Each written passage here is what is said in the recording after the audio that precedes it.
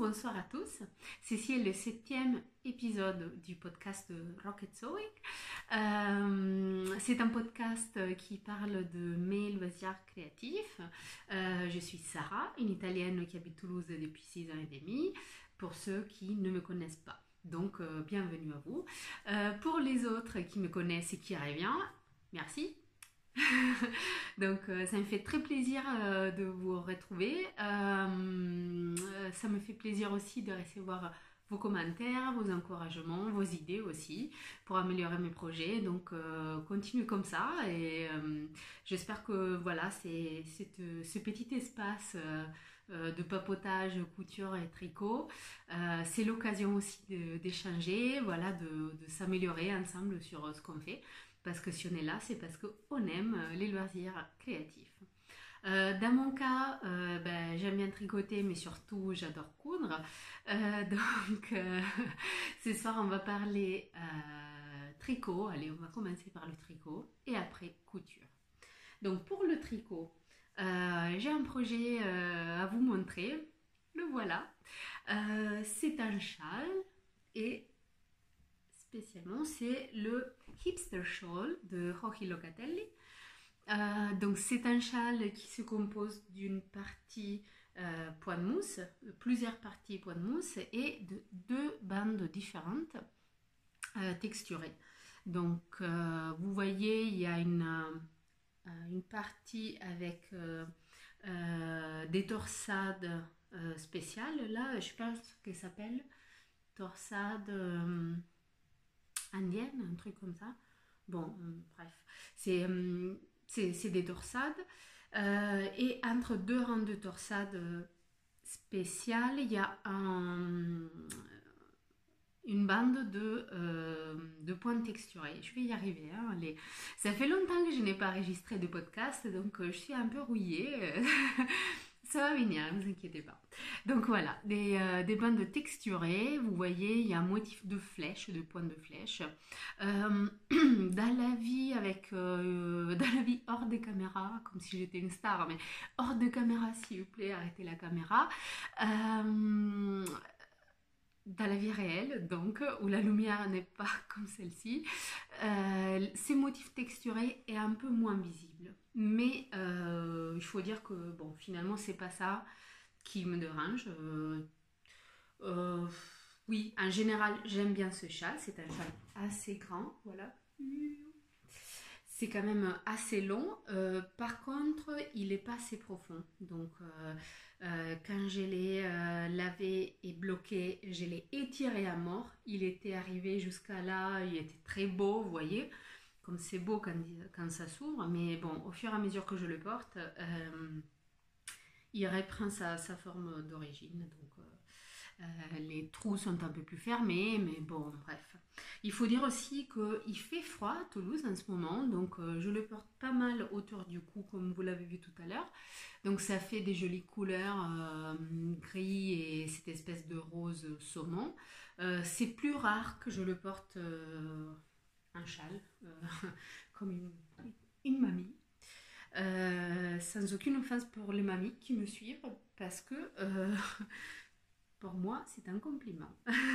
Vous savez que j'ai appris à broder de ma mamie, parce que pour une période de ma vie, j'ai vécu avec elle. Donc, j'ai appris beaucoup de choses de ma mamie. Donc, pour moi, dire comme une mamie, c'est un compliment. Hein, on est clair.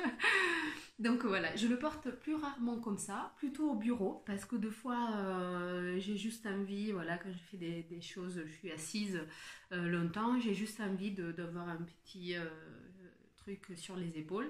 Je trouve que ça fait très joli, ça encadre bien le visage aussi. Donc aussi dans les réunions, je ne me prive pas de porter mon châle. Donc celui-là, si on va parler un peu en détail du patron, je vous ai dit c'est un modèle de Jochi Locatelli. Voilà, je cherche la page Ravelry pour vous montrer. Alors moi je l'ai fait en bicolore, on va parler des couleurs tout à l'heure, mais le modèle de présentation est uni. Il faut dire qu'il est magnifique.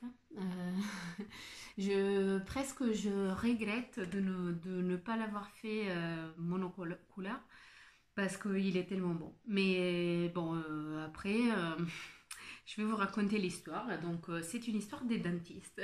C'est-à-dire que je sortais de ma dentiste et juste à côté de son cabinet, il y a un petit magasin tout petit, tout vieux, en fait tout poussiéreux, qui vend de la laine.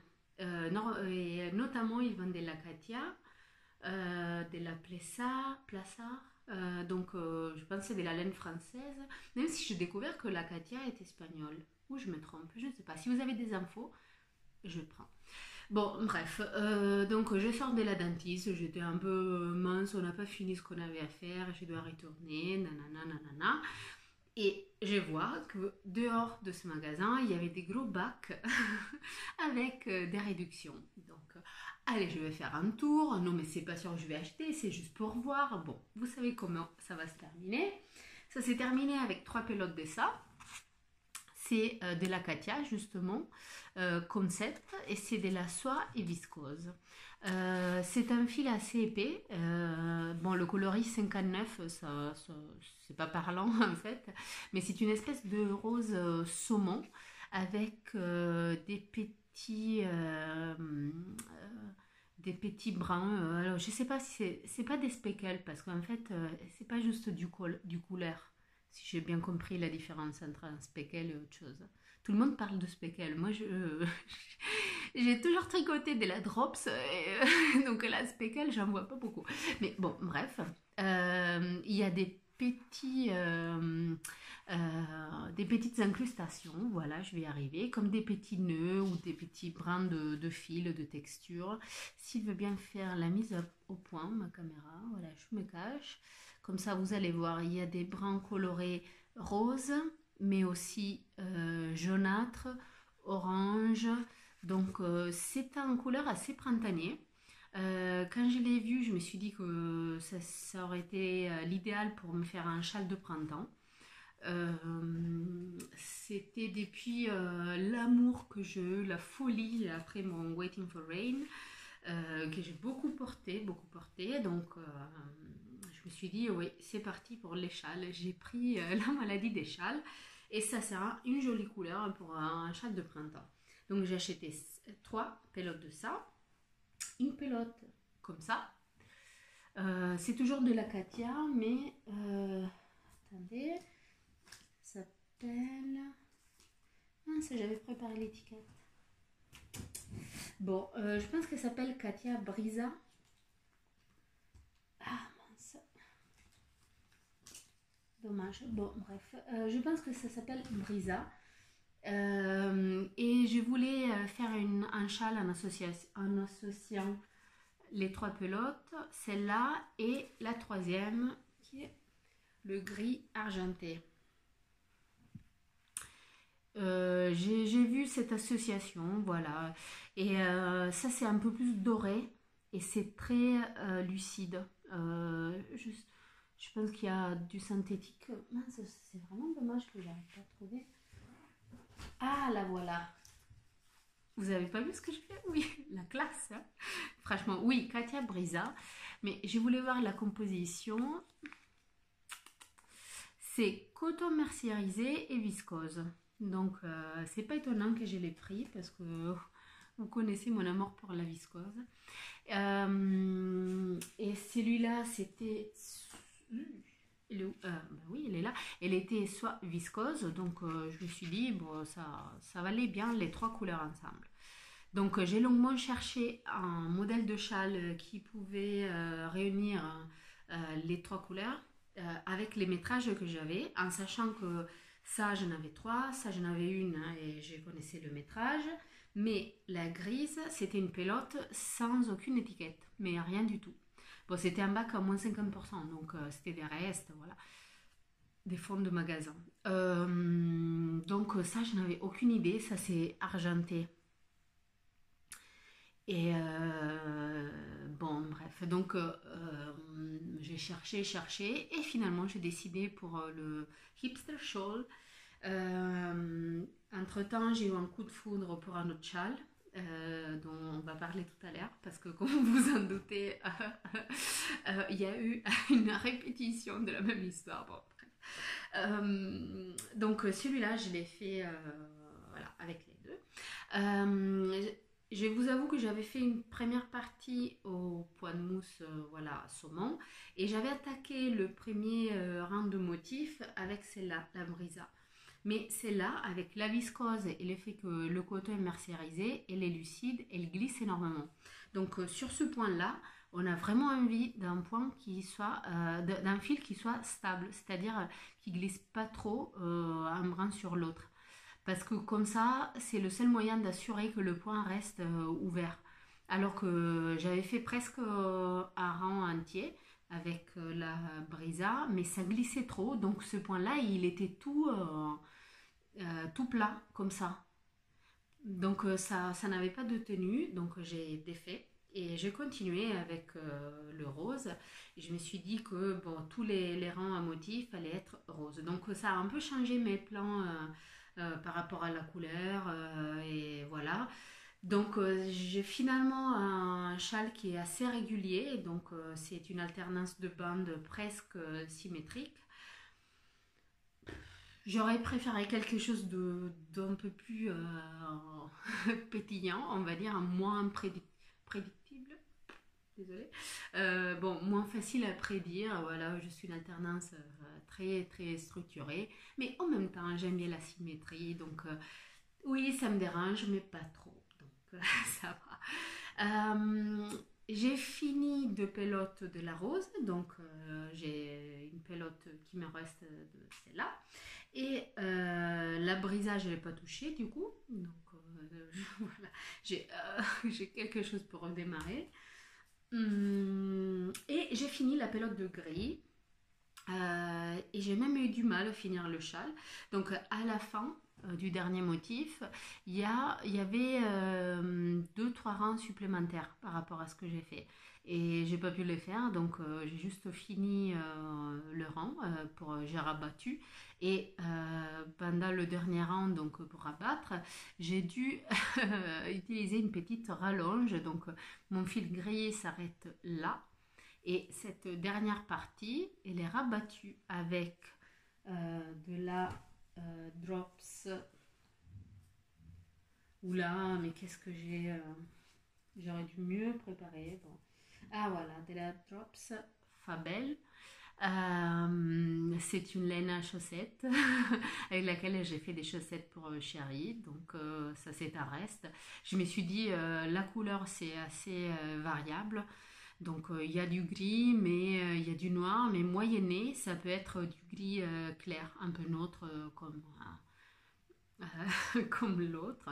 Et finalement, ça ne dérange pas du tout. Il y a des endroits où c'est un peu plus noirâtre et des endroits, vous voyez ici, où c'est presque blanc, mais ça se voit pas du tout.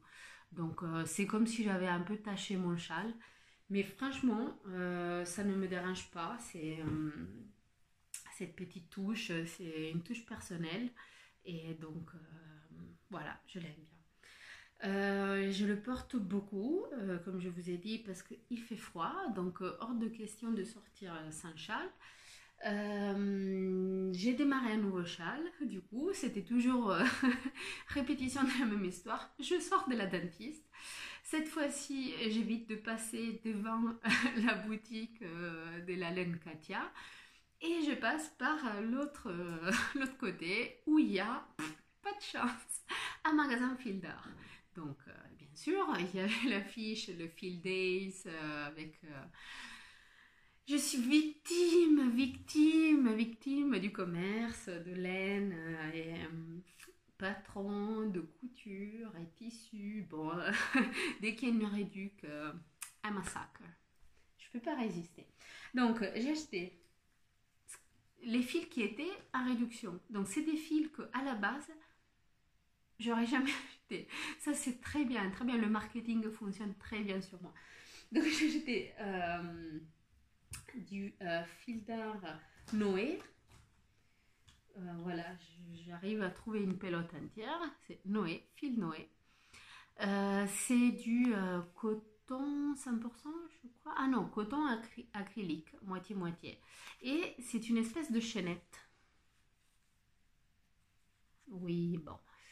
Euh, voilà, c'est une espèce de chaînette. Je ne suis pas douée. En plus, j'ai changé de téléphone parce qu'entre-temps, mon ancien téléphone a rendu l'âme voilà, à son créateur.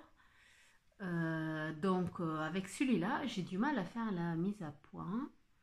Bon, vous avez compris, c'est une chaînette. Allez, mon chéri, allez, vas-y, vas-y, vas-y. Non, pas du tout. Bon, bref, désolée pour, pour ça. Donc, c'est un fil qui se tricote avec des aiguilles un peu... Là, il dit 3,5.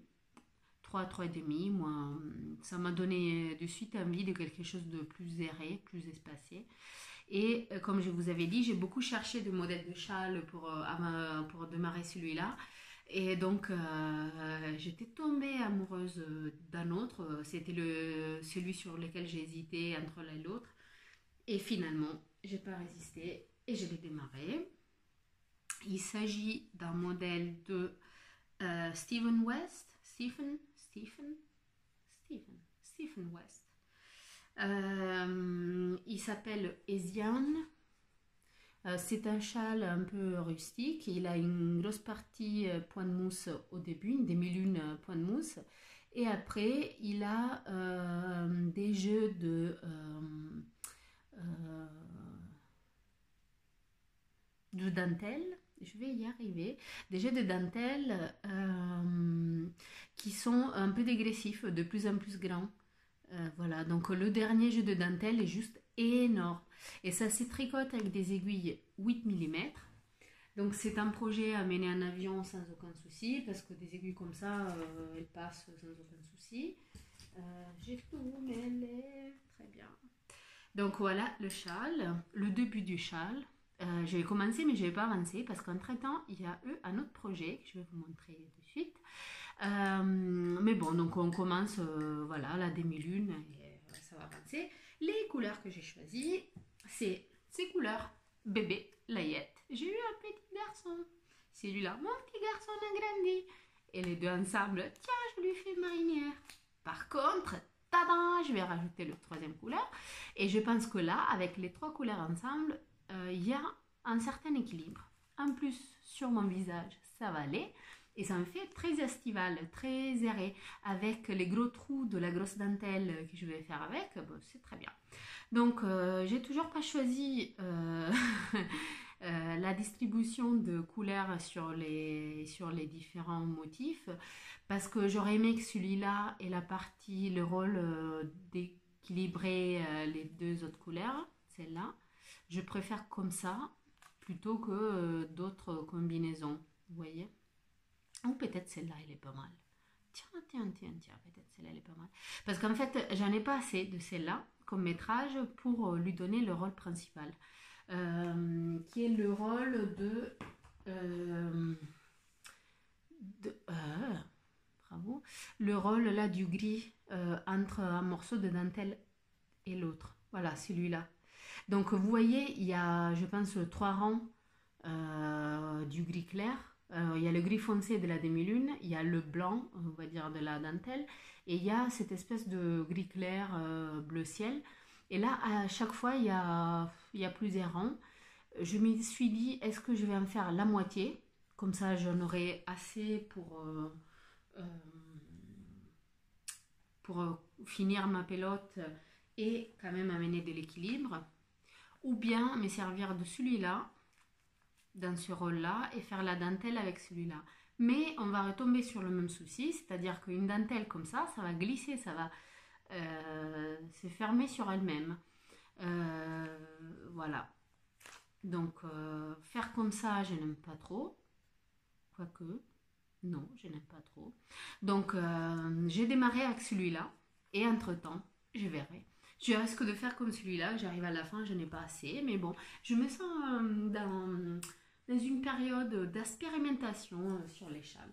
Bon, je vous ai dit entre-temps, il y a un autre projet, c'est un test, c'est mon premier test, j'en suis super contente. C'est un test qui normalement est secret, c'est pour Mylène de Folie Ordinaire, c'est un pull, Mais je vois qu'elle le publie régulièrement. Donc, même des photos en entier et tout. Donc, peut-être le secret n'est pas total, mais je veux bien me tenir aux consignes. Donc, je vous montre juste les pulls comme ça.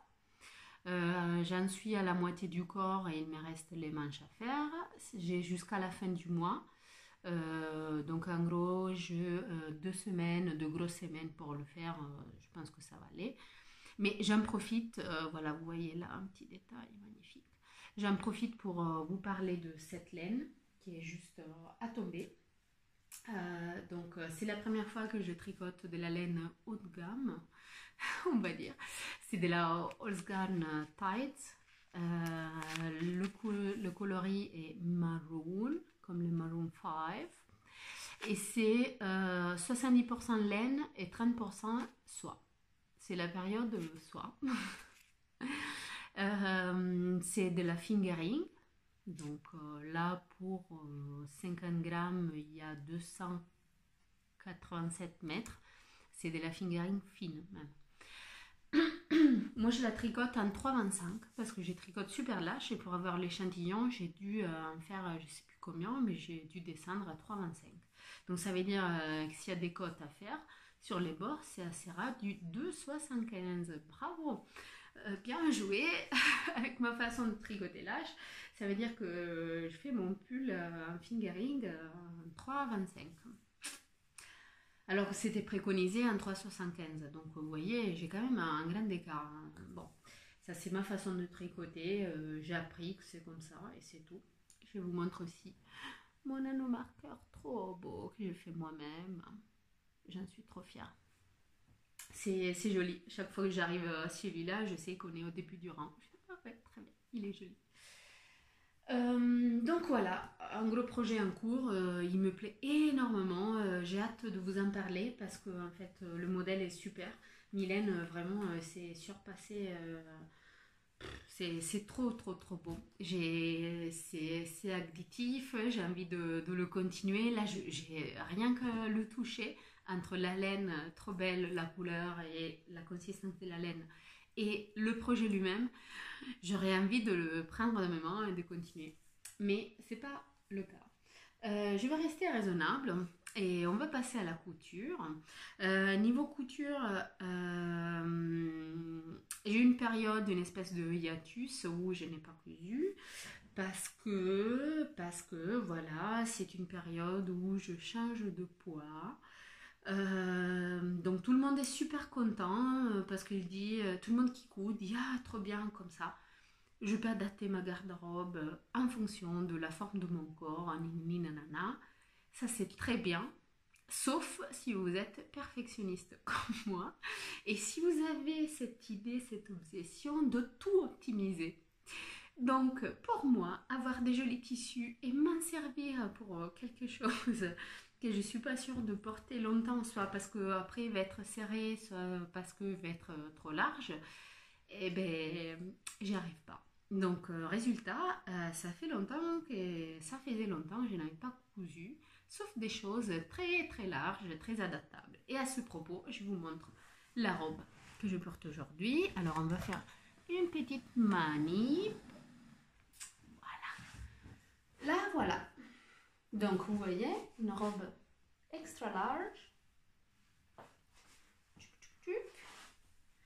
Mais c'est trop belle. Allez. J'ai du courage, Sarah. Il fait pas froid, il fait pas froid. Voilà. Donc, c'est la robe Piedra de Simwork, bien sûr. À la base, le modèle a les manches longues. Moi, j'ai coupé les manches à cette longueur-là que j'adore. Ça fait très habillé. Bon, après, je mets mes perles, donc bien sûr, comme Chanel disait, avec des perles, tout va mieux, mais non, en fait, c'est pas à cause de perles, c'est parce que la robe, elle est vraiment très jolie. J'ai du mal à vous la montrer en entier.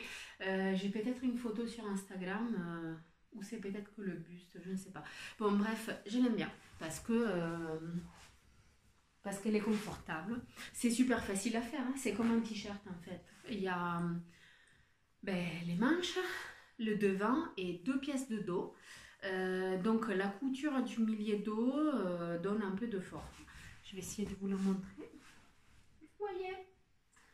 Vous l'avez vu? J'espère. Alors, on va revenir. Oui, je suis là. On va revenir à la position du départ. La manip est finie. Je peux me rhabiller. Oui.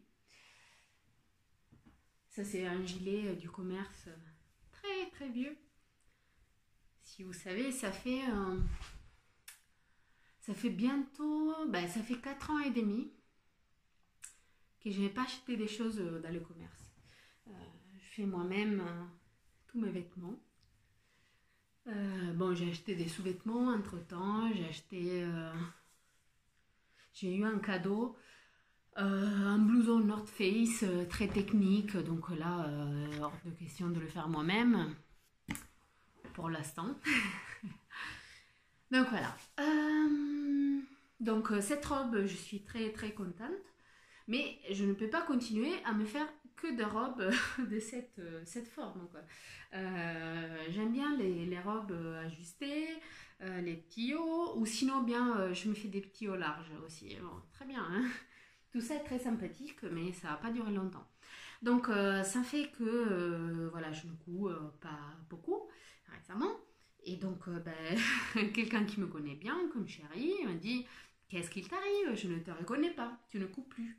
Je dis: mais si, c'est parce que tu sais, je change de forme, je grossis, après je perds un peu, mais je ne suis pas satisfaite, voilà, j'arrive plus à coudre pour moi. Elle m'a dit: pas de souci, tu couds pour moi. C'est pas faux, hein? Donc je l'ai fait. Voilà. Il a mérité. C'était tellement bien. Sa remarque était tellement adaptée. Voilà. Donc j'ai lui cousu un cardigan. C'est les Auden cardigan. C'était un test pour Jennifer Lauren Handmade. C'est un patron PDF, vous le voyez là, qui coûte 13 dollars américains. C'est le dollar américain ou australien? Vous savez, je sais plus. C'est peut-être américain là. Bon, bref. Donc c'est un test que j'ai fait, oui, que j'ai fait il y a 1 an et demi, je pense. Celui-là n'est pas la version de test, bien sûr. La version de test, finalement, mon mari la porte énormément, mais vraiment beaucoup, beaucoup. Et il était là: quand est-ce que tu me fais un autre cardigan? J'aime bien, hein. Donc voilà, surprise, je lui fais un autre cardigan. C'est un modèle très simple à faire, parce qu'en fait, il y a un dos, il y a 2 devant, il y a les manches et il y a les poignets. Et les parmentures, bien sûr. Mais en fait, ce que j'aime bien de ce modèle, c'est qu'il a une petite particularité au niveau du design. Vous voyez, les manches, c'est des espèces de raglans, mais c'est pas tout droit.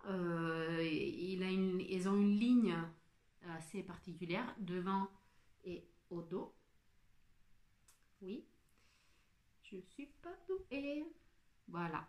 Et donc, je trouve que ça met en valeur les épaules de mon mari, dans tous les cas. Donc, voilà, je l'aime bien. Lui, il l'aime bien aussi. C'est très doux à porter, c'est très confortable. C'est fait en jersey.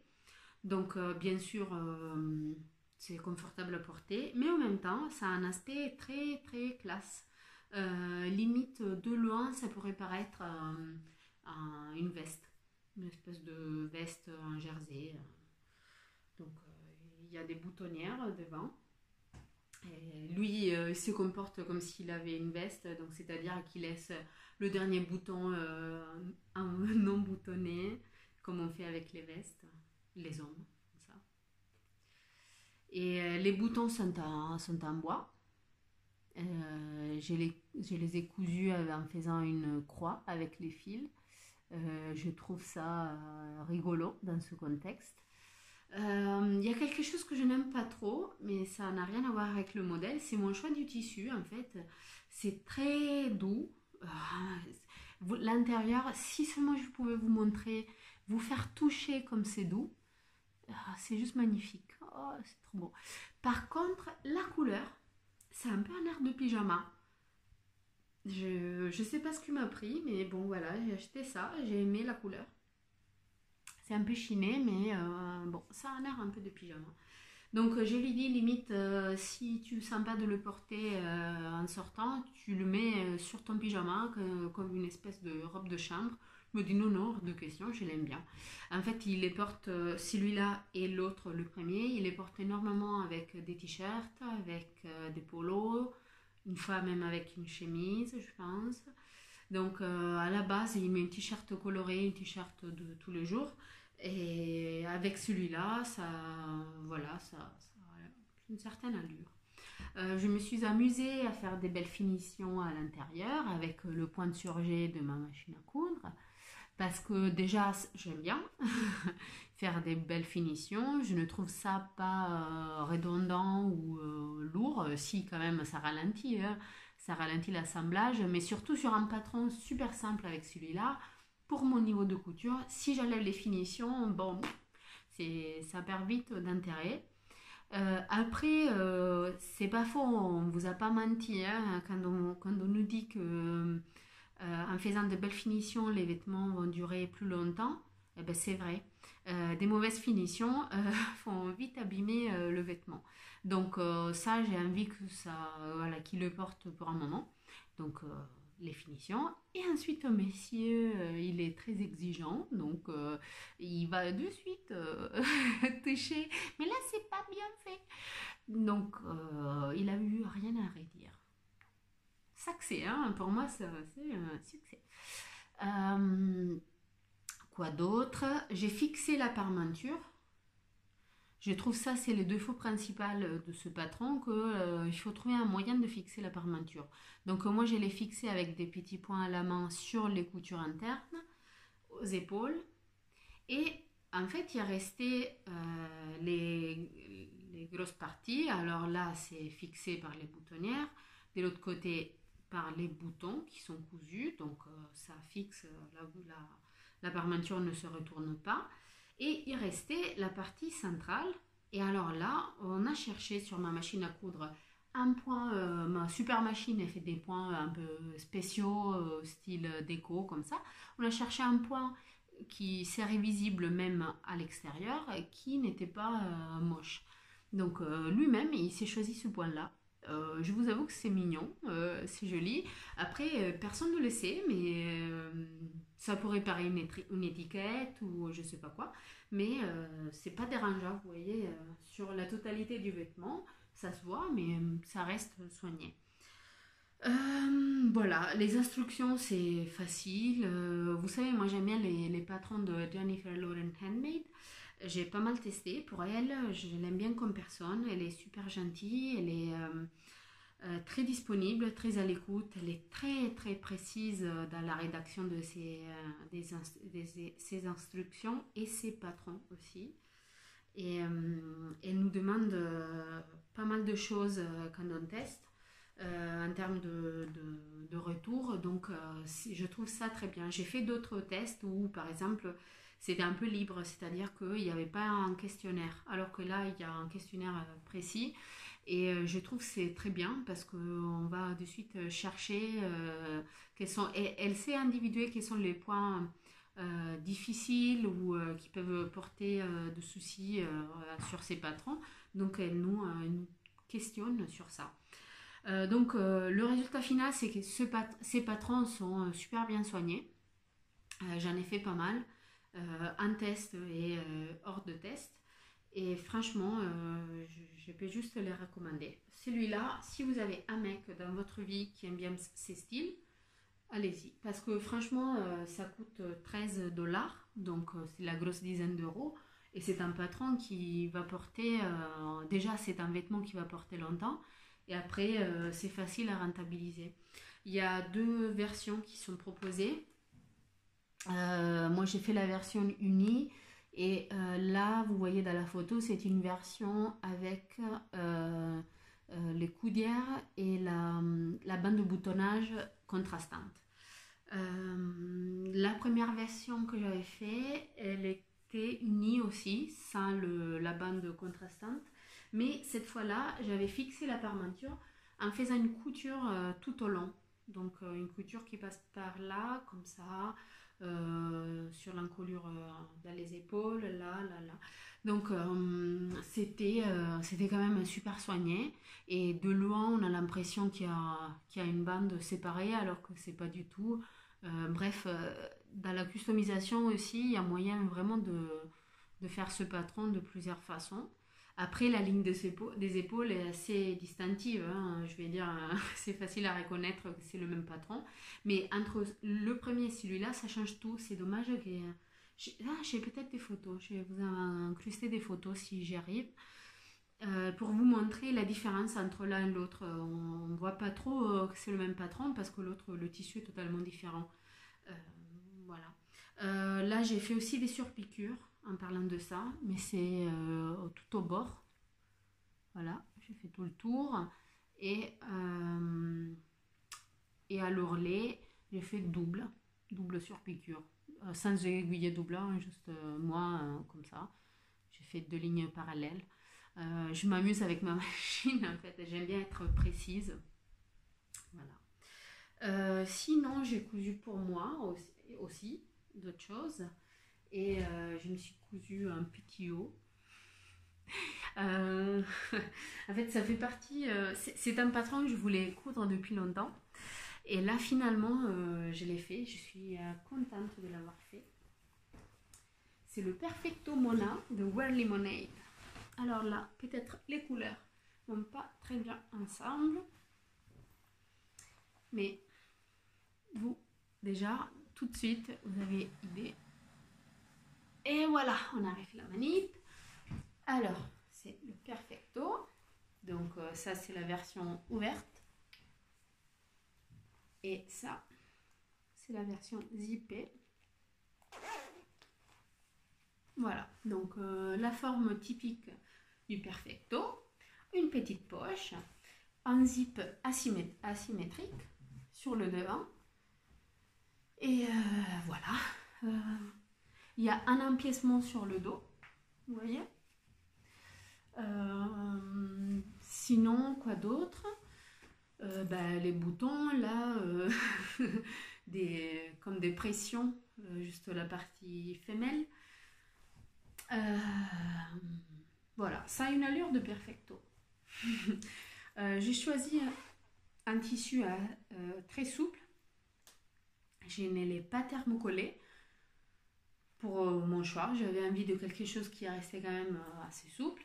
J'ai choisi de ne pas mettre un zip contrasté couleur métallique, on va dire. Je voulais un aspect pas trop rock. Là, le zip, ça passe presque inaperçu, c'est quand même un peu plus gentil, mais il y a les boutons qui donnent une allure un peu plus méchante. Ça serait le zip boutonné jusqu'à haut. Comme ça, donc si jamais il fait froid, voilà, c'est une petite veste. Il y a des pinces poitrine. La poche, on en a parlé. Là, je vais le retirer, comme ça je vous montre les détails de près, parce que je sais que... bon, je sais pas si vous aimez, hein, mais vous avez compris, moi j'aime bien les détails. Les détails un peu geek de couture. Et il fait froid, donc désolée, je prends le temps de me rhabiller. Et entre-temps, je vous commence à dire que c'est un patron gratuit, donc de Wear Lemonade.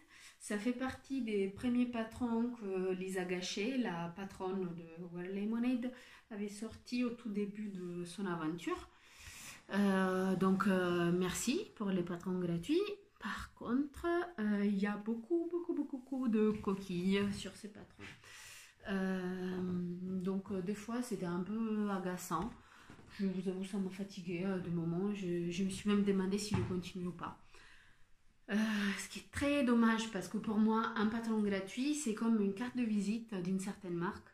Et quand j'écoute de patrons gratuits, après, ça me donne envie ou pas d'aller en acheter des autres. Donc là, je suis mitigée. Je ne sais pas si j'achèterai des patrons Wear Lemonade de ma vie. Par contre, ils sont très jolis, hein.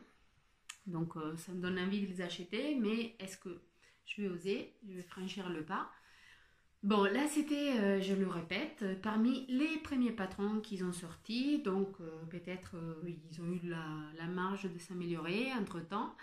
Après, moi j'ai fait la version gratuite, mais je vous montre sur leur site, il y a la version payante, pochette de ce patron. Donc, à mon avis, mais ça ne reste que mon avis, la version payante, c'est plus soigné. Je me dis que à leur place, je soignerais un peu plus la version payante. En plus,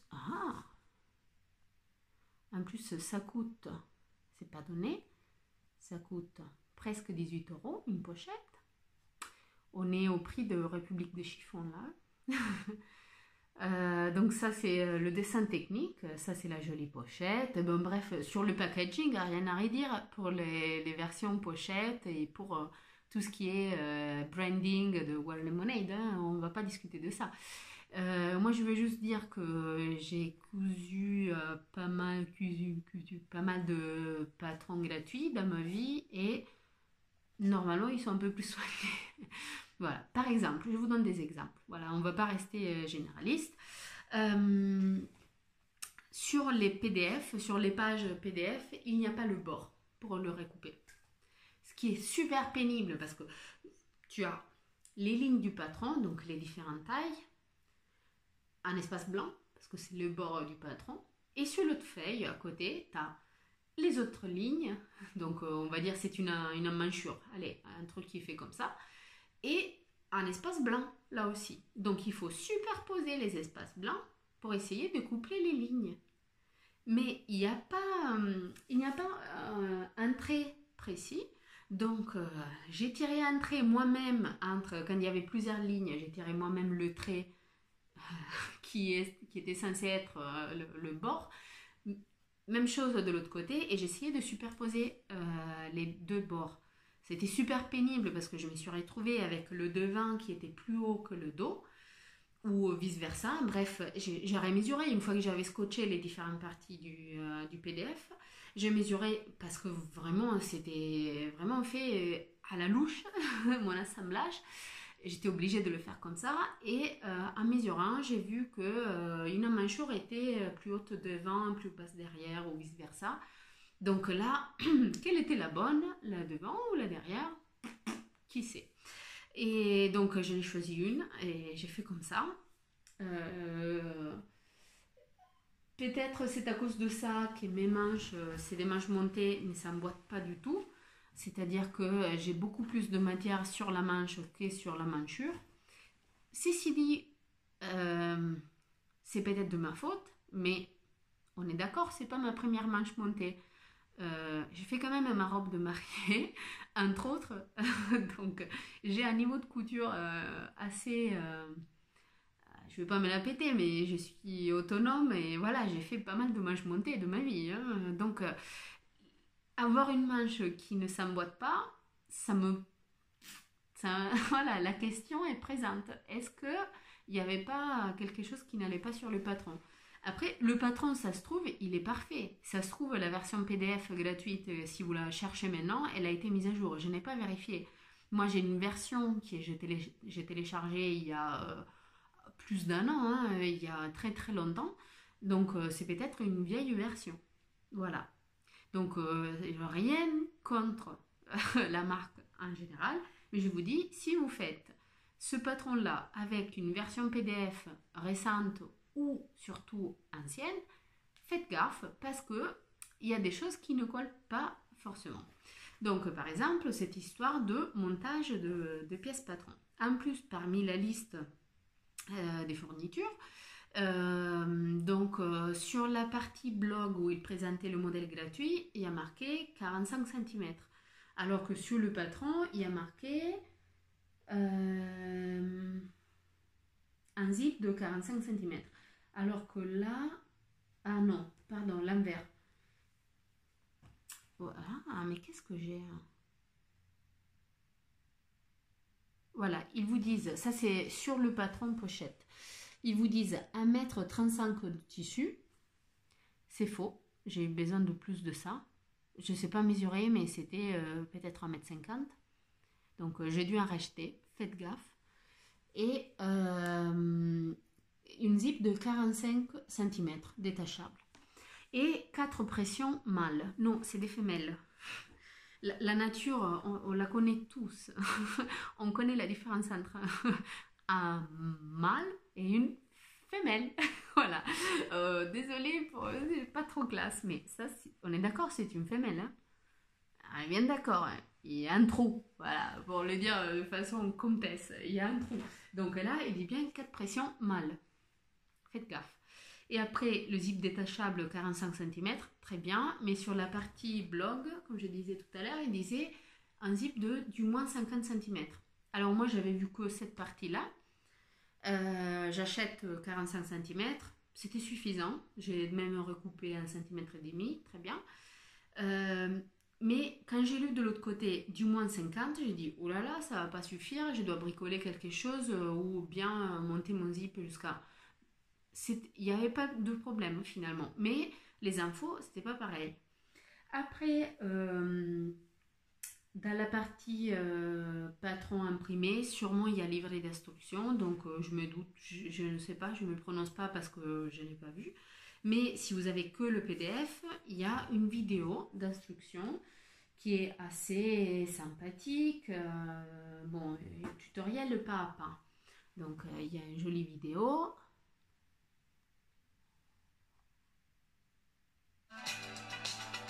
Vous voyez, c'est le style War Lemonade, hein, c'est très fancy. À la poche. Donc je vous épargne la poche classique parce que vous savez comment la faire si vous avez. Bon, je trouve ça très bien pour une débutante qui n'a pas trop envie de soigner les finitions, mais je vous l'ai dit tout à l'heure, il faut bien apprendre que c'est bien de faire les finitions. Par exemple, là, voilà, dans la vidéo, ils finissent les coutures, le bord de la parmenture et de l'ourlet avec un billet.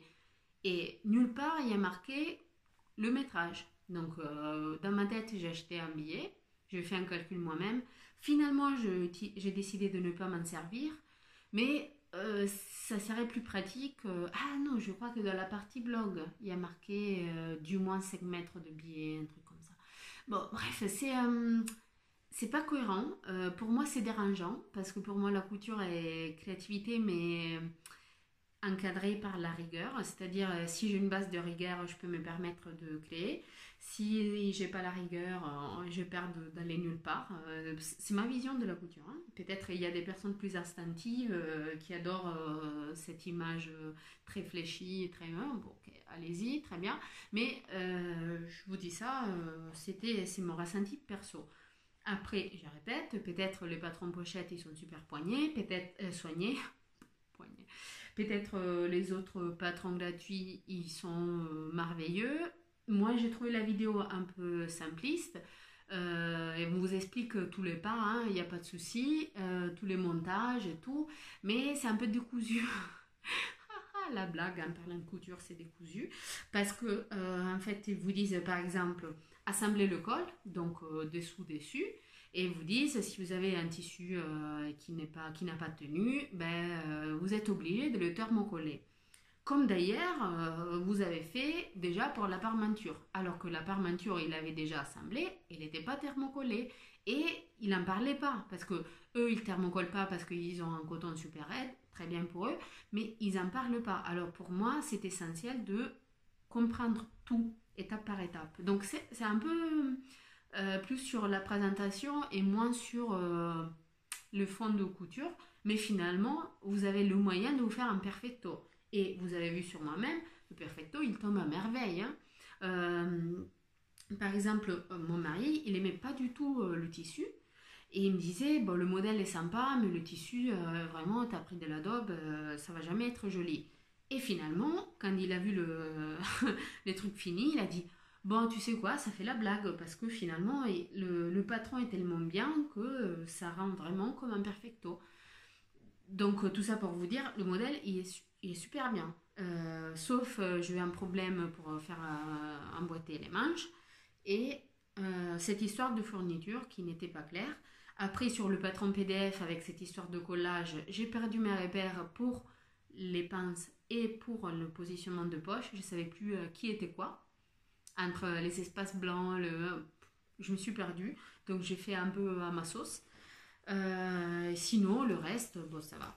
J'ai choisi de finir les parties intérieures et les coutures, non pas avec un biais, parce que j'ai un tissu molle qui marque au fer même le tissu même. Donc imaginez un biais, donc ça aurait trop marqué. Vous voyez, là, on voit le zip. Imaginez s'il y avait un biais tout autour. Non, non, c'est pas possible. Par contre, je me suis amusée à faire des finitions roses. Et j'ai utilisé 3 roses différents, 2 fuchsia et un rose Barbie. Et c'était l'occasion de finir 3 canettes de roses. J'aime bien faire ça pour les finitions. Ça donne une touche de couleur. Donc voilà, ça c'est un premier rose. Ça c'est un autre. Le troisième, je ne vois pas trop la différence entre les deux premiers. Bon. Donc c'est super rigolo de faire des choses comme ça. C'est pareil. C'est quelque chose que il n'y a que nous-mêmes qui la voyons. Mais dans ce cas-là, peut-être un peu plus parce que elle n'est pas doublée, cette veste.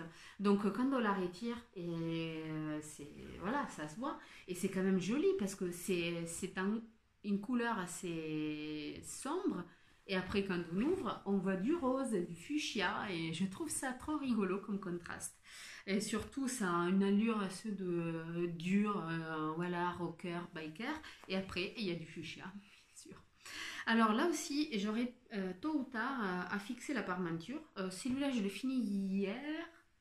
Ou avant-hier. Non, hier, je l'ai fini hier. Donc, je ne l'ai jamais porté parce qu'il fait froid. Est-ce que je vous ai déjà dit qu'il fait froid à Toulouse? Si, je veux le répéter, il fait froid à Toulouse.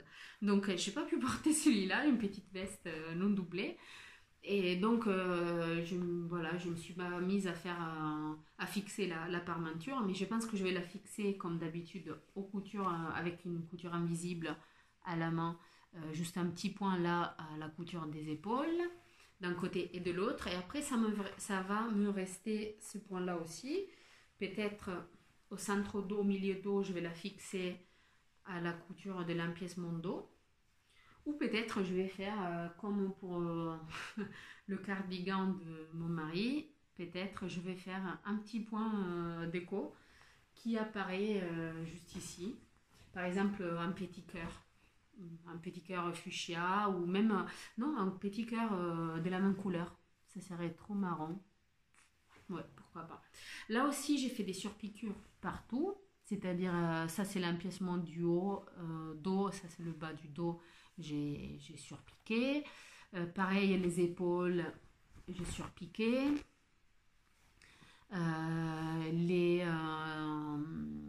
fermetures éclairs, j'ai surpiqué partout. Vous le voyez. Là, tout le col, l'encolure, tout est surpiqué parce que je trouve que finalement, ça finit bien. Voilà, ça donne une allure un peu plus de vêtements réels, moins de fait maison. Donc, finalement, j'ai trop hâte de le porter.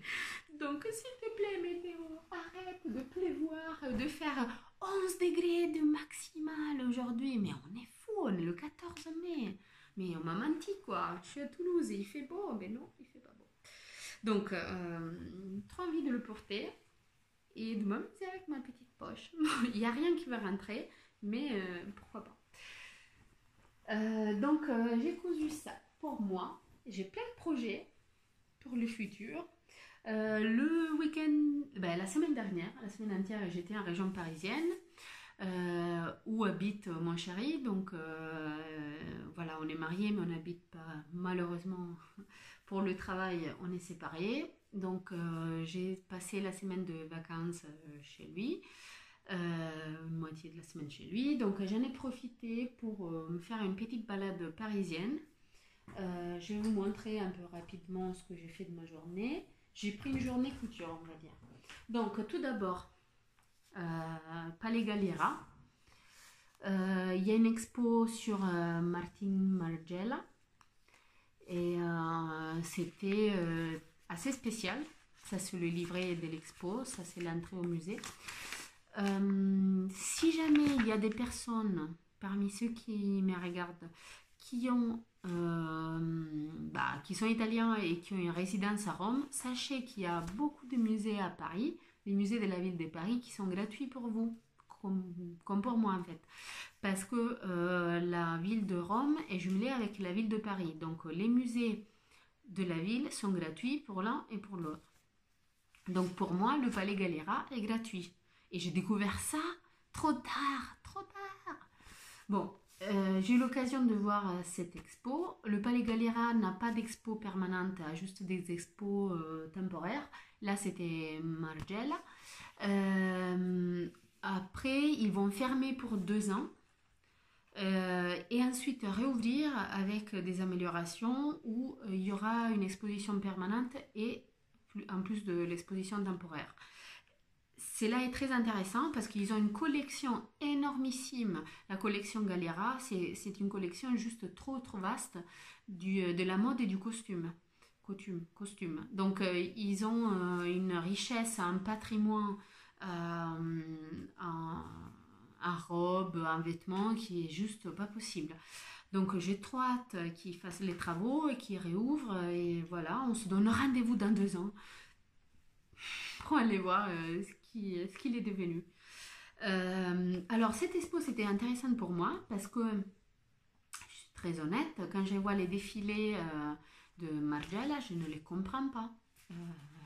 J'avais vraiment du mal à comprendre l'esthétique qu'il y avait derrière. Bon, le blanc, le minimalisme, les matériaux bizarres comme le plastique, le métal, tout ça. Mais franchement, je me disais, ça, je ne comprends pas le concept qu'il y a derrière. Et cette expo, c'était trop bien parce que on voyait tous ces défilés, toutes ces collections, et on voyait l'évolution de sa façon de penser la mode, les pourquoi, du comment. C'était tout très bien expliqué. Il y avait beaucoup d'exemples, il y avait des vidéos des défilés, tout. Donc finalement, j'ai compris ce qu'il y a derrière. Donc là, je ne dis pas que son style colle pile avec mon style à moi, mais du moins je le comprends. Voilà, je me suis donné les moyens de le comprendre. Donc, je ne vais pas me mettre à coudre des vêtements style Margiela, mais j'ai trouvé des choses très intéressantes. Il faut dire que c'était une journée très riche au niveau inspiration. Et là, voilà, ça m'a libérée d'un cran. C'est-à-dire que de plus en plus dans la couture, je fais de moins en moins plutôt le patron tel qu'il est. Après, il y a des patrons basiques, hein, comme celui-là. Voilà, tu modifies juste la longueur de manche, voilà, et c'est tout. Mais je suis de plus en plus dans la recherche. Et est-ce qu'un jour, je vais me mettre au patronage moi-même? Peut-être, parce que c'est quelque chose qui m'interpelle de plus en plus. Parce que j'ai une envie de créer quelque chose qui m'appartient. Euh, Pas seulement suivre un patron. Après, il y a tellement de merveilles de patrons qui continuent à sortir ou qui sont déjà sortis que je ne m'en passerai pas probablement de toute cette richesse. Je vais continuer à les acheter comme j'ai fait aujourd'hui.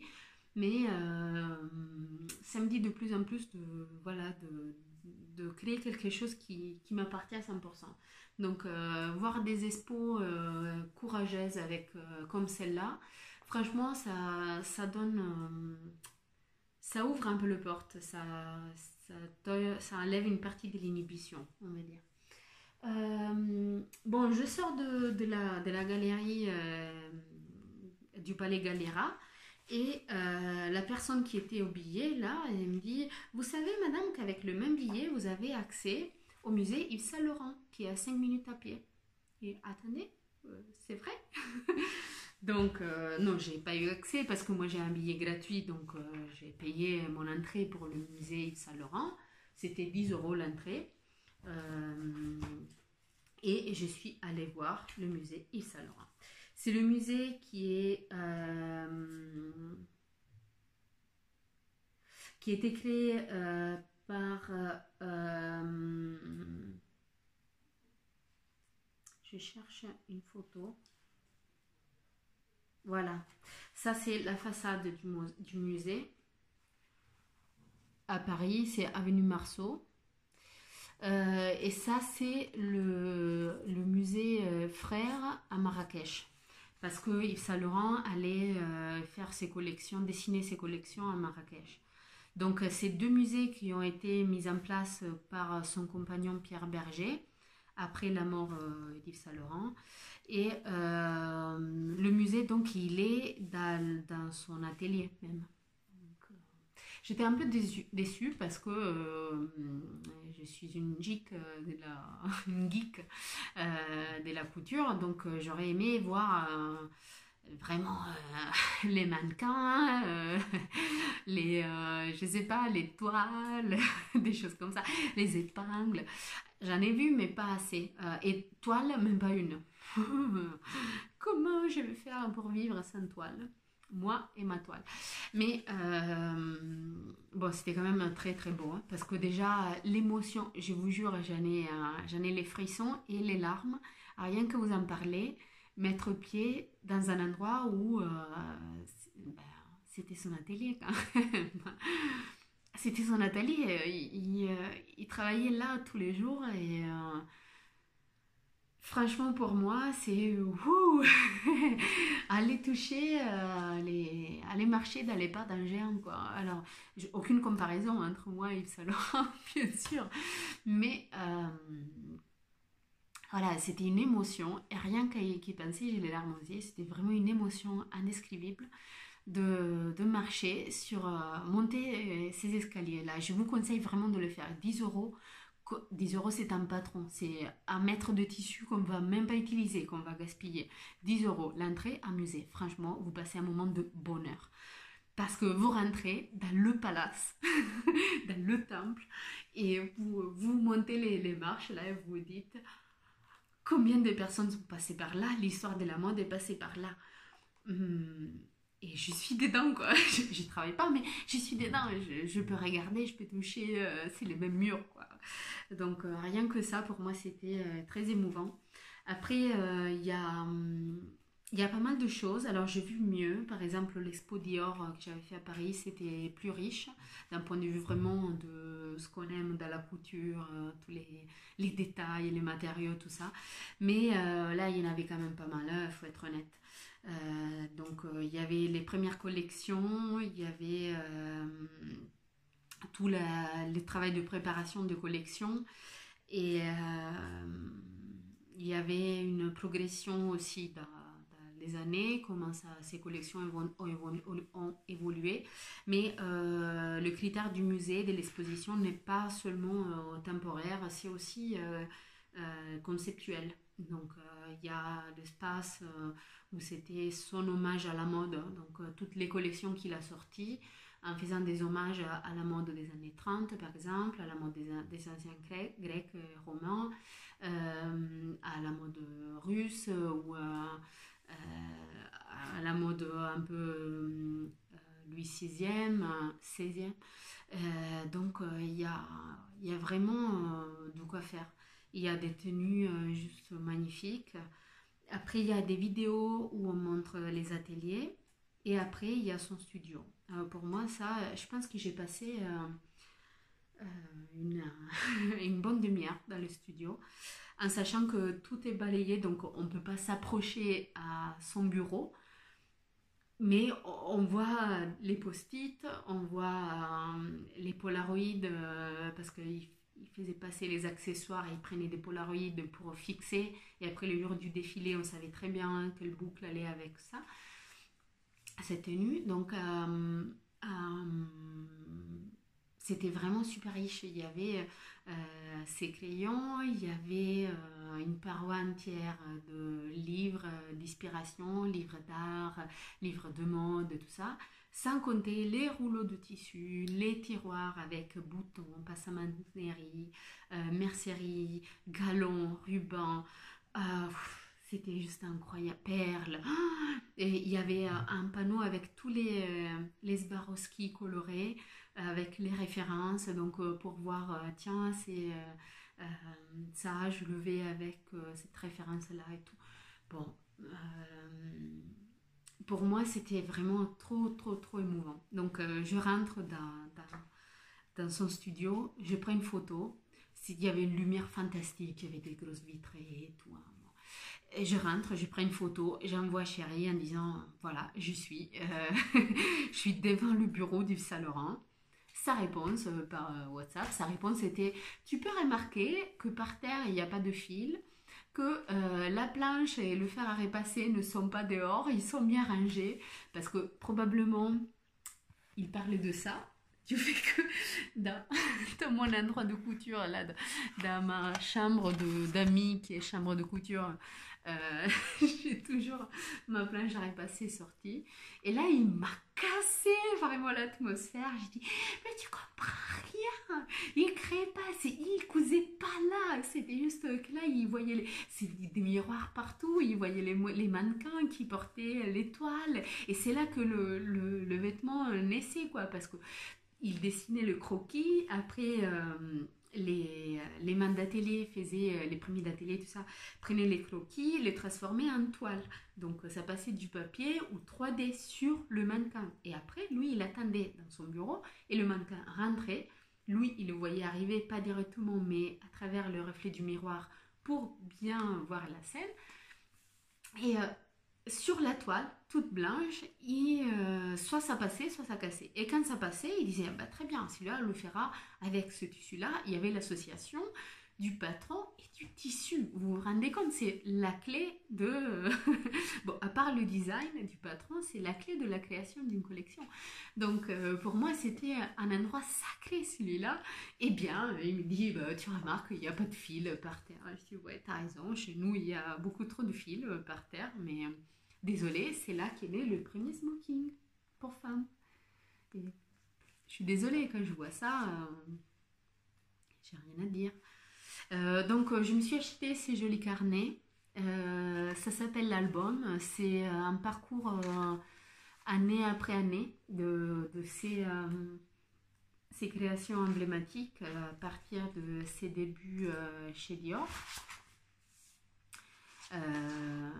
Par exemple, comme celui-là, on le reconnaît, là c'est du Dior, Yves Saint Laurent pour Dior. Et après, il y a des pièces vraiment emblématiques, comme le caban. Et surtout, ma pièce préférée, avec un hommage à mon peintre préféré, Mondrian. J'aime bien la symétrie, j'aime bien les choses pures. Et là, franchement, le jour où j'arrive à me faire cette robe, je sais que Vogue a sorti une édition limitée de ce patron comme là, je l'ai dit, mais comme vraiment un idiot. Je ne l'ai pas acheté. Et là, c'est une édition limitée. Donc, un jour, je me l'achèterai ou voilà, je glisserai l'idée que je vais ça comme cadeau. Mais vraiment, le patron de celle-là, de cette robe-là, pour moi, c'est le top du top. Donc, vous imaginez, pour moi, quelle joie de voir quelque chose comme ça. Pleine de robes Mondrian, l'une après l'autre. Trop bien. Il y en avait une exposée, que j'ai passé une demi-heure devant, comme ça, devant la vitrine. J'étais protégée derrière une vitrine et j'étais vraiment là, comme ça. On ne pouvait pas toucher. Il faisait super froid dans le musée parce qu'ils m'ont dit, j'ai demandé pourquoi ils nous ont fait congeler. Ils m'ont dit c'est pour la conservation des robes et des matériaux. Alors que dans le musée, dans la galerie, non, dans le musée, au palais Galera, j'ai touché les robes portées par Martin Markel. Pas portées, créées par, bien sûr. Lui, il ne portait pas ses robes quand même. Donc voilà, je me suis acheté ces petits albums comme souvenir parce que ça avait un prix raisonnable et parce que c'était un peu un hommage à sa créativité, à sa personnalité, avec voilà, un mix de photos, de croquis, par exemple des planches de collection comme celle-là. Là, vous voyez, c'est des robes de soirée avec l'association de tissus, le nom du mannequin, les références du tissu. Bon, c'est juste magnifique, hein. Il y a des choses, même si on ne le porterait jamais, mais quoi dire, c'est des œuvres d'art. Voilà, donc il y a des photos de Monsieur Yves aussi, avec ses mannequins, avec son homme. Donc très très bon. Franchement, ça vaut la peine. 10 euros, je passais un très bon moment. Et en sortant de là, je me suis dit, bon, ok, je vais pas faire les magasins de tissus parce que j'ai déjà passé ma journée couture. Mais j'ai pas résisté. Je me suis retrouvée dans le métro, direction magasin de tissus. Pas au hasard, hein, je vais dire, je me suis retrouvée, ça veut pas dire que je me suis trompée. Que voilà, j'ai juste suivi mon cœur. Donc je suis allée au marché de Saint-Pierre, au coupon de Saint-Pierre, place Saint-Pierre à Montmartre, parce que chez cette boutique, j'avais déjà acheté des coupons, mais toujours en ligne. Donc j'ai décidé d'y aller et j'ai découvert que, je suis peut-être la dernière à le découvrir dans le monde de la couture, mais j'ai découvert qu'il y a un magasin à côté de l'autre. Par exemple, j'ai remarqué que chez Tissu Rennes Reina, qui est juste à côté du coupon de Saint-Pierre, il y a un très très beau, ou du moins avant la semaine dernière, il y avait un très très bon choix de tissus pour chemise. Hommes, femmes, mais surtout hommes. Il y avait des cotons pour chemise, c'était juste la fin du monde. Donc je sais déjà qu'un jour je vais y retourner pour ça. Et chez les coupons de Saint-Pierre, j'ai acheté 3 belles choses. De la double gaze vert sapin. C'est pas très original, tout le monde coud de la double gaze depuis 2 ans. Moi j'ai toujours eu une petite hésitation quel patron associer à ce tissu. J'ai la curiosité technique de l'essayer, mais en même temps, est-ce que si ça reste raide et tout, hein. Finalement, c'est la couleur vert qui m'a convaincue parce que vous savez, c'est ma couleur préférée et ça me va bien. Donc, vous comprenez que moi, je vois un vert comme ça, je ne peux pas résister. Donc, j'ai acheté un coupon de 3 mètres de ça pour 20 euros. C'est toujours à laver. Il était dans mon bac, dans mon linge sale à laver. Donc, je vais les laver plus tard. Pour rester sur le verre, j'ai acheté cette viscose. Là, c'était les 3 mètres, 10 euros. C'est pas la fin du monde, c'est très transparent. Mais une robe d'été, ça a l'air pas mal. C'est super fluide. C'était la viscose assez fine, donc ça a un joli drapé.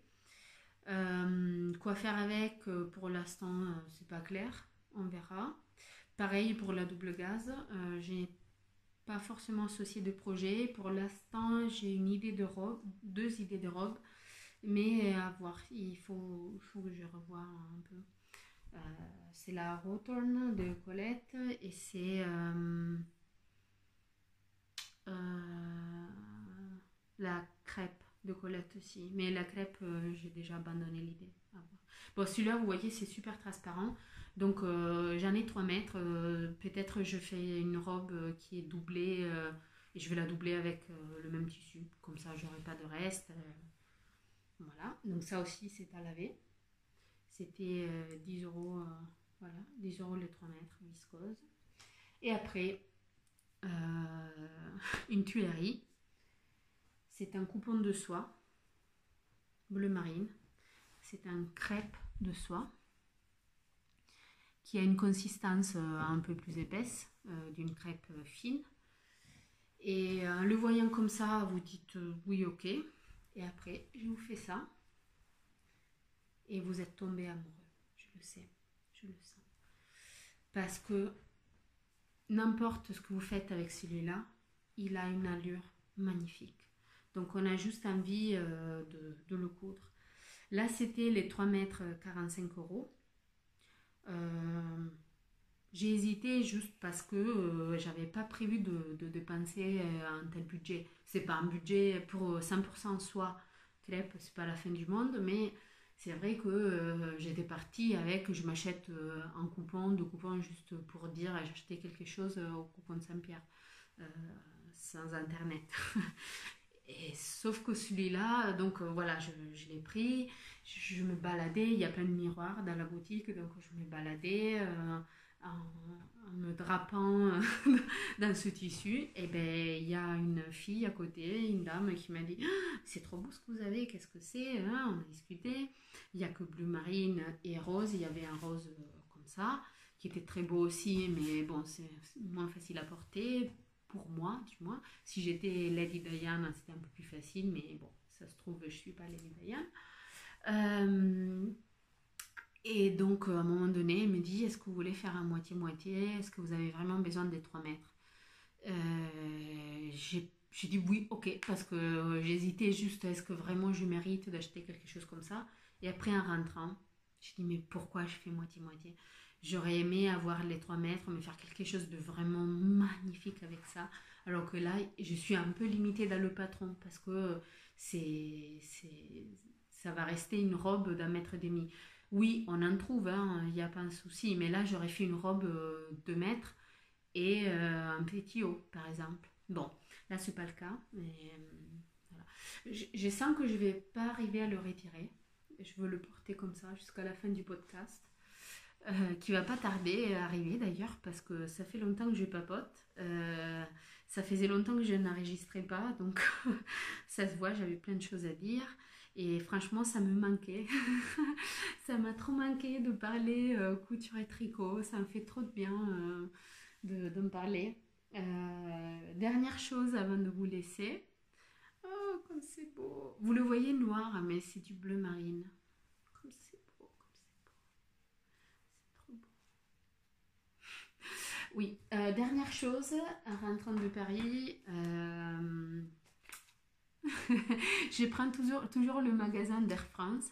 C'est gratuit. C'est le magasin qui s'appelle Madame. Et c'est un magasin de mode et bon, beaucoup de pubs de bijoux, de vêtements. Et j'ai l'habitude de le feuilleter parce que il y a des inspirations. Et là, je vous avoue que effectivement, celui-là, je l'ai gardé, je ne l'ai pas laissé dans l'avion parce que il y a des choses que j'ai bien aimées. Je sais pas, j'étais dans une phase à la recherche d'inspiration. Par exemple, il y a ces topos sur la jupe crayon, comment elle a traversé les différents styles, les différentes années et les différentes associations plus ou moins osées. Et franchement, ça fait réfléchir, ça fait imaginer, ah tiens, j'étais le patron, j'aimerais faire ci, j'aimerais faire ça. Donc,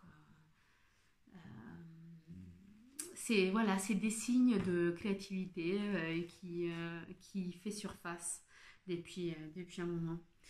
Voilà, l'essentiel, les choses simples. Bon, bref, hein. Après, le service là, principal, c'était sur tout ce qui est séquent. Donc, il y a des choses assez fléchies, assez bizarroïdes. Mais bon, c'est ce qui est beau dans les magasins de mode. Hein. C'est que c'est quelque chose que nous, on ne porterait pas forcément. Mais c'est beau à voir. Ça donne des idées. Parce que je ne vais pas me faire une tenue toute moulante en séquent, mais est-ce que je vais peut-être inclure des détails en séquent dans ma vie? Probablement. Tiens, par exemple, je ne vais pas faire ça. Ça, c'est du Dior. Je ne vais pas le faire. Mais pourquoi pas? Pas en entier, hein, mais pourquoi pas insérer un détail? Voilà. Donc, c'est l'inspiration, on la trouve un peu partout. Et, et j'aime bien. Voilà. Donc, prochain projet, je serai marraine à ma petite nièce. Donc, le baptême sera cet été. Donc, j'ai réfléchi à une robe à me coudre pour l'occasion, quelque chose de pratique, parce que c'est pas un mariage, hein, mais c'est quand même assez. Une occasion assez importante. Hein. Moi, j'y tiens beaucoup. J'affectionne beaucoup cette petite. Donc, pour moi, c'est une occasion voilà, de m'habiller avec une belle robe en son honneur. Donc, j'ai réfléchi. Quelque chose d'assez habillé. Donc, exit la double gaze. C'est trop tous les jours, ça. mais sans être, voilà, sans être une deuxième robe de mariée. C'est pas moi la reine de la journée, c'est ma nièce qui s'appelle comme moi d'ailleurs. Donc c'est toujours une Sarah, la reine de la journée, mais ce jour-là, c'est pas moi. Non, donc j'ai réfléchi. Est-ce que celui-là, mais c'est un peu sombre, c'est un peu. Ah tiens, je vais faire. Ah, là, je sens que je vais mourir.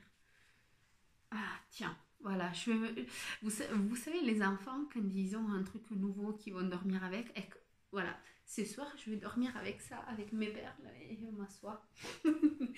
Oh, comme je suis idiote, oh, désolée. Ah, sinon, si, un dernier truc.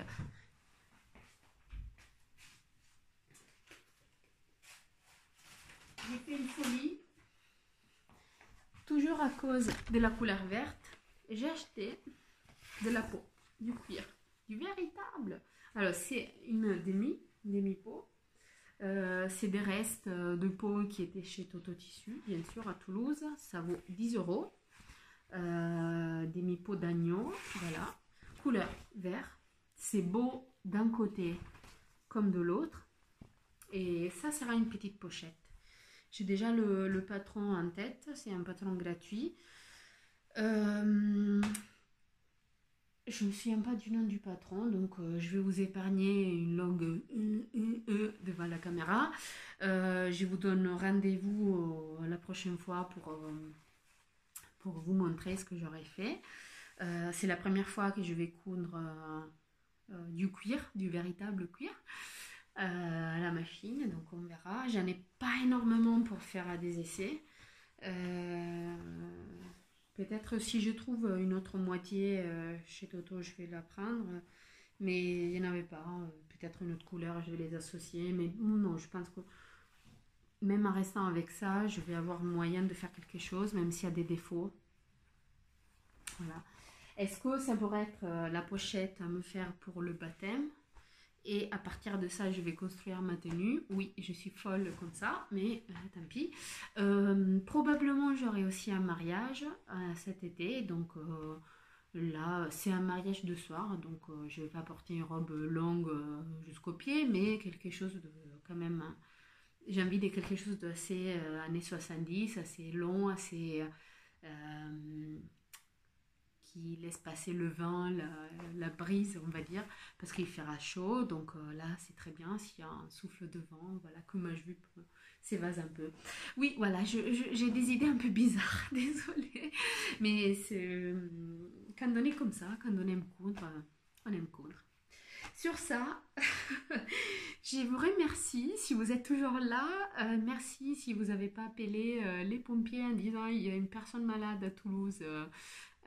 Si vous entendez un bruit de machine à coudre, c'est elle, allez la prendre, enfermez-la parce qu'elle a des soucis. Merci de supporter mes folies couturières. Et je vous dis à bientôt. Et je ne sais pas quand, je risque de ne pas être trop régulière prochainement. Mais